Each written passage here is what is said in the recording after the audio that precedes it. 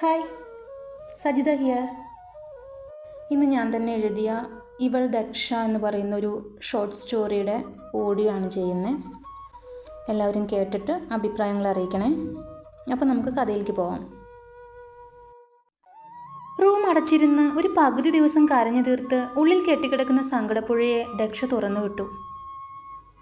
നീ എന്തിനാ കരയുന്നത്? നിന്നെ വേണ്ടാത്തവർ നിനക്കെന്തിനാ? കണ്ണാടിയിലെ പ്രതിബിംബം അവളെ നോക്കി ചിരിച്ചു. റൂമിൽ അമൽ വെച്ചിട്ട് പോയ പേപ്പർ അവൾ നോക്കി. ഡിവോഴ്സിന് സമ്മതമാണെന്ന് ഒപ്പിട്ട് കൊടുക്കണമെന്ന്.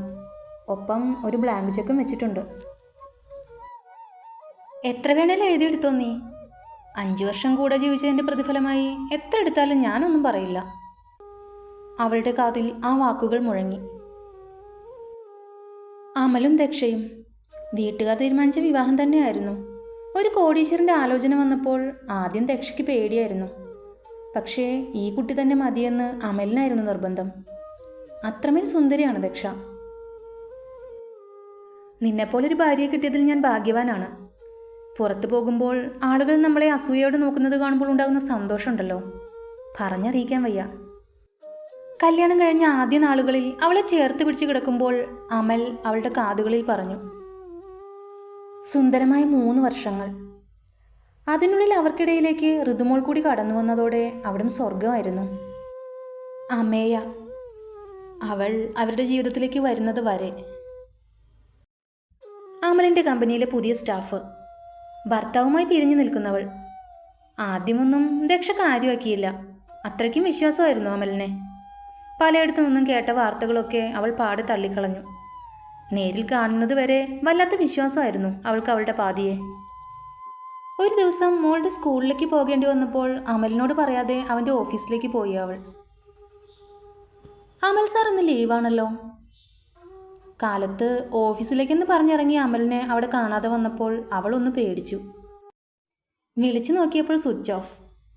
വേവലാതിയോടെ തിരിച്ചു വരുന്ന വഴിക്കാണ് അവനെ അമ്മയെയും കൂടി ഒരു ഹോട്ടലിൽ നിന്നും ഇറങ്ങി വരുന്നത് കണ്ടത്. മുന്നേ കേട്ട വാർത്തകളും ഇതും കൂടി ആയപ്പോൾ മനസ്സിൽ സംശയത്തിൻ്റെ മുള പൊട്ടി. ഞാൻ അനൂപിൻ്റെ ഒരു ആവശ്യത്തിന് അവൻ്റെ കൂടെ നാട്ടിൽ പോയതാ.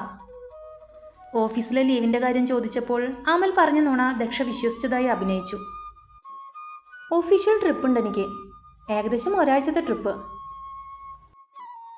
പിറ്റേ ആഴ്ച അമ്മയ്ക്കൊപ്പം യാത്ര പോകാൻ ബാഗ് ചെയ്യുന്നതിനിടയിൽ അമൽ പറഞ്ഞു.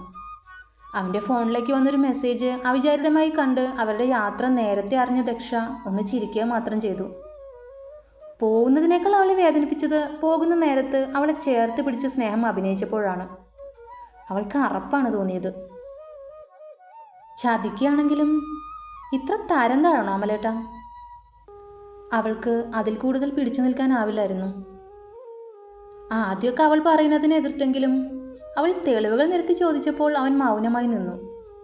അവൾക്ക് മറുപടി നൽകാതെ അവൻ പ്ലാൻ ചെയ്ത യാത്ര പോവുക തന്നെ ചെയ്തു. എനിക്ക് നീയുമായി മുന്നോട്ട് പോകാൻ താല്പര്യമില്ല. കാരണങ്ങളൊന്നും ചോദിക്കരുത്. അമ്മേയ, അവളെ മറക്കാൻ എനിക്കാവുന്നില്ല. തൻ്റെ ഭർത്താവ് മറ്റൊരു പെണ്ണിനെ മറക്കാനാവില്ലെന്ന് മുഖത്ത് നോക്കി പറയുമ്പോൾ ചിരിക്കണോ കരയണോ എന്നറിയാതെ അവൾ നിന്നു. അപ്പോൾ എന്നെ മറക്കാം അമലേട്ടാ? നമ്മുടെ മോളെ മറക്കാമോ? അതിനേക്കാൾ വലുതാണോ അവൾ? കരഞ്ഞു വരുത്ത കണ്ണുകളുമായി അവളത് ചോദിക്കുമ്പോൾ അമൽ മറുപടി നൽകിയില്ല. എന്നെ വേണ്ടാത്ത ഒരാളോട് സ്ഥാനം പിടിച്ചു വാങ്ങി കൂടെ നിൽക്കാനും മാത്രം തരം താഴ്ന്നവളല്ലേ ദക്ഷ. ഒരലർച്ചയോടാണ് അവൾ അത് പറഞ്ഞത്. കല്യാണത്തിന് ശേഷം അമലിൻ്റെ ഇഷ്ടപ്രകാരമാണ് അവളുടെ ജോലി അവൾ വേണ്ടെന്ന് വെച്ചത്. ജോലി മാത്രമല്ല, ഇഷ്ടമുള്ള പലതും. അവൾക്ക് സ്വന്തമായ ഇഷ്ടങ്ങളൊന്നുമില്ലാതെ അമലിൻ്റെ ഇഷ്ടത്തിന് മാത്രം അവൾ ജീവിച്ചു. പക്ഷേ അവളതിൽ ഒരുപാട് സന്തോഷവതിയായിരുന്നു. ജീവനെ പോലെ സ്നേഹിച്ചതിന് അയാളൊരു ബ്ലാങ്ക് ചെക്കിൻ്റെ വില മാത്രം കൊടുത്തുള്ളൂ എന്ന് ഓർക്കുമ്പോൾ അവൾക്ക് അവളോട് തന്നെ വെറുപ്പ് തോന്നി. അവൻ വൈകിട്ട് തിരിച്ചെത്തുമ്പോഴേക്കും ആ വീട്ടിൽ നിന്ന് മോളെയും കൊണ്ട് ഇറങ്ങണമെന്ന് അവൾ ഉറപ്പിച്ചു. വീട്ടിൽ ചെന്ന് പറഞ്ഞാൽ എന്താകും അവസ്ഥ എന്ന് അവൾക്ക് ഊഹിക്കാമായിരുന്നു.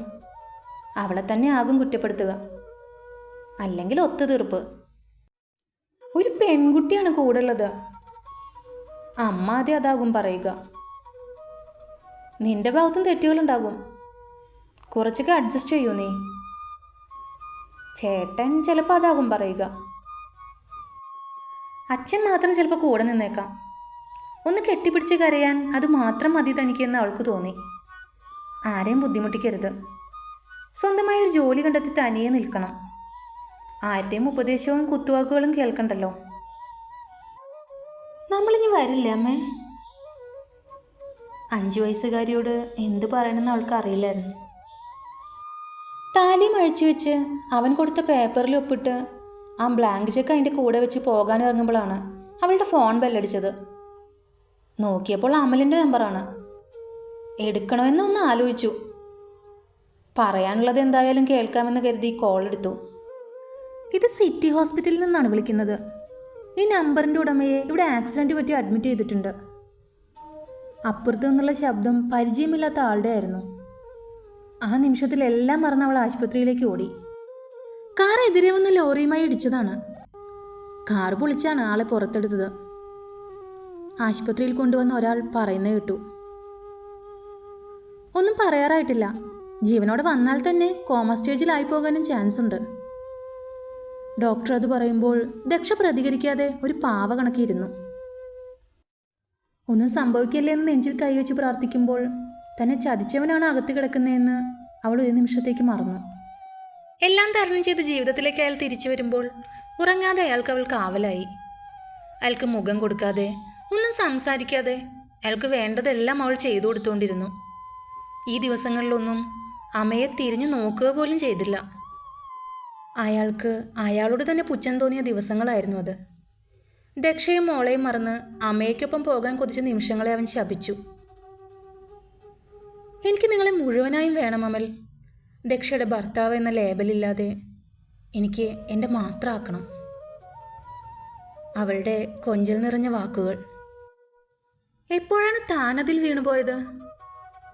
മറ്റെന്തിനേക്കാൾ താൻ സ്നേഹിച്ച കുടുംബത്തെ എന്തിൻ്റെ പേരിലായാലും ഉപേക്ഷിക്കാൻ തീരുമാനിച്ച തനിക്ക് മാപ്പില്ല. ദക്ഷ, അവളെപ്പോലെ ഒരാളെ താൻ അർഹിക്കുന്നില്ല. ചുറ്റിലും നിന്ന് ആരൊക്കെയോ പറയുന്നതായി അമലിന് തോന്നി. എന്നാൽ അവളാകട്ടെ അവനോടൊന്ന് സംസാരിക്കാൻ പോലും നിന്നുകൊടുത്തില്ല. അവൻ്റെ എല്ലാ കാര്യങ്ങളും മുടക്കമില്ലാതെ ഒരു ഹോം നേഴ്സിനെ പോലെ അവൾ ചെയ്തു കൊടുത്തു. ആശുപത്രിയിൽ നിന്നും വീട്ടിൽ വന്നിട്ടും അവനെ പരിചരിച്ചു അവൾ. പക്ഷെ അതിലൊന്നും സ്നേഹത്തിൻ്റെ കണിക പോലും ഇല്ലെന്ന് അവന് മനസ്സിലായിരുന്നു. ഒരേ വീട്ടിൽ 2 മുറിയിൽ 2 മനസ്സായി അവർ കഴിഞ്ഞുപോയി. ഞാനിന്ന് പോവാണ്. നിങ്ങൾക്ക് ഇനി എൻ്റെ സഹായം ആവശ്യമില്ല. ഹെൽത്ത് ഓക്കെ ആയി കഴിഞ്ഞു. അന്ന് പറഞ്ഞ പോലെ പേപ്പർ ഒപ്പിട്ട് വെച്ചിട്ടുണ്ട്. ആ ചെക്കും അവിടെ തന്നെ വെച്ചിട്ടുണ്ട്. കൂടെ ജീവിച്ച നിമിഷങ്ങൾക്ക് വിലയിട്ട് വാങ്ങാൻ എനിക്കാവില്ല.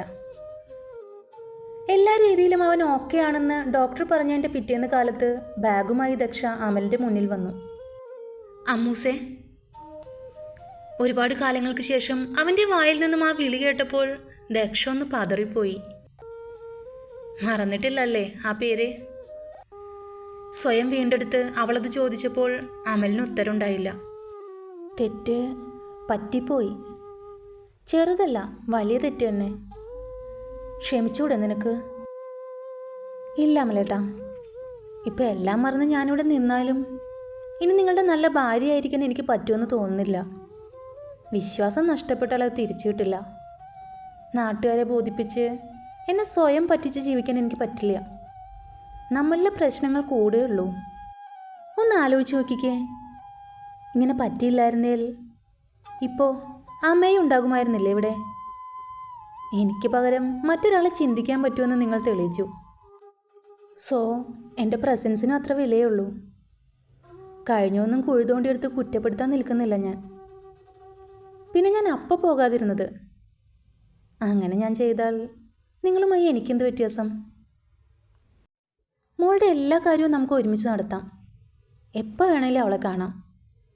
പക്ഷേ അതിന് നമ്മുടെ ഇടയിൽ ഇങ്ങനൊരു റിലേഷൻ വേണ്ട. ഇനി മറ്റൊരു ജീവിതം തിരഞ്ഞെടുത്താൽ ഒന്ന് മാത്രം സൂക്ഷിക്കുക. ആത്മാഭിമാനമുള്ള പെണ്ണ് ഈ ഒരു തെറ്റ് മാത്രം പൊറുക്കില്ല. ഇത്രയും പറയുമ്പോൾ അവളുടെ സ്ത്രീയോട് അവന് ബഹുമാനം കൂടിയുള്ളൂ.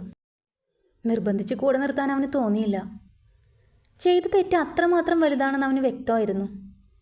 അവൾ തിരിച്ചേൽപ്പിച്ച താലിയും കയ്യിൽ വെച്ച് പടിയിറങ്ങുന്ന അവളെ നോക്കി നിശബ്ദമായി നിന്നു. സ്വന്തം മനസാക്ഷിയെ വഞ്ചിച്ച് മറ്റുള്ളവരുടെ അഭിപ്രായങ്ങളെ പേടിച്ച് അവനവനെ തന്നെ ചതിക്കാതിരുന്നതിൽ അവൾ വരെ സന്തുഷ്ടയായിരുന്നു. അപ്പോൾ ഇന്നത്തെ വീഡിയോ കഴിഞ്ഞു കേട്ടോ. നാളെ വേറൊരു വീഡിയോ ആയിട്ട് ഞാൻ വരാം. നിങ്ങൾക്ക് ഇഷ്ടപ്പെട്ടാലും ഇഷ്ടപ്പെട്ടില്ലെങ്കിലും നിങ്ങളുടെ അഭിപ്രായം എന്താണെന്ന് ഒന്ന് കമൻറ്റ് ബോക്സിൽ അറിയിച്ചേക്കണേ.